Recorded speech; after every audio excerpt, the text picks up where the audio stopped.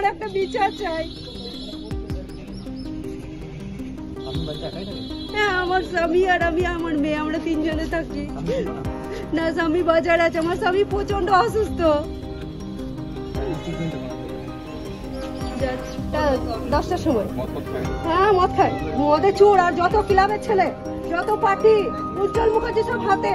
তাই জন্য আমাকে বলছে কি করবি করে না। আমি পাড়ার লোকের কাউরির কাছে যাইনি, আমি ডাইরেক্ট এখানে এসেছি। शाम स्टील फ्लेक्सी स्ट्रॉन्ग टीएमटी बार, ये स्ट्रॉन्ग के साथ फ्लेक्सिबल भी है। आपदा मुसीबत कोई भी आए, ये घर को अटूट बनाए। जब टीएमटी फ्लेक्सी स्ट्रॉन्ग तो घर रहे हमेशा के लिए स्ट्रॉन्ग। ওদের এটাই ব্যাপার কি আমরা যেন বেরিয়ে যাই বাড়ি থেকে। তা আমার বক্তব্য হলো, বাড়িটা তো আমার দেওরের নয়, এটা আমার শ্বশুরের বাড়ি। তা আমরা শ্বশুরের বাড়িতে থাকতেই পারি। তাই জন্য ওরা রাত দিন আমাকে বলবে এখান থেকে বেরিয়ে যাও, চলে যাও। কেন আমি যাবো? এটা যে দিন থেকে গেছি সেদিন থেকে, এই 8 বছর হলো। 8 বছর ধরে বাড়িতে এখন আমরা 3 ভাই থাকি। হ্যাঁ, শ্বশুর বাড়িতে 3 ভাই, ওরা স্বামী স্ত্রী 2 বাচ্চা, আর আমরা স্বামী স্ত্রী 2 বাচ্চা। আমার ছেলে এখান থেকে 2.5 বছর হলো চলে গেছে। ये स्टाइल का मामला है। रूपा फ्रंटलाइन।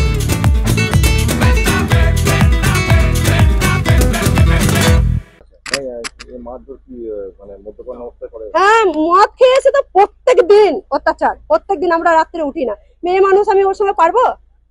হ্যাঁ, যত মাতাল চাতাল এসে বাইরে বসে থাকবে।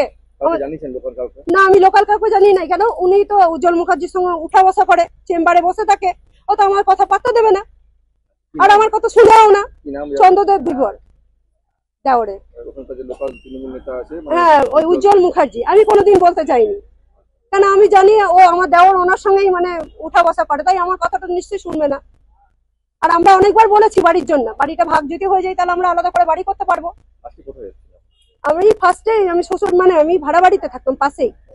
তা আমার যখন শ্বশুর শাশুড়ি মারা গেছে তারপরে আমি ওই বাড়ি চলে গেছি। আমি শ্বশুরের কাজ করেছি, শাশুড়ি মারা গেছে, শাশুড়ির কাজ করে এখন আমি থানায় এসেছি। আমি পাড়ার লোকালে কাউরি কোথায় যায়, কাউরি কাছে যাইনি। আমি থানাতে এসেছি যাতে আমার একটা ব্যবস্থা করে দেয়। আমার নাম পুতুল দিবর।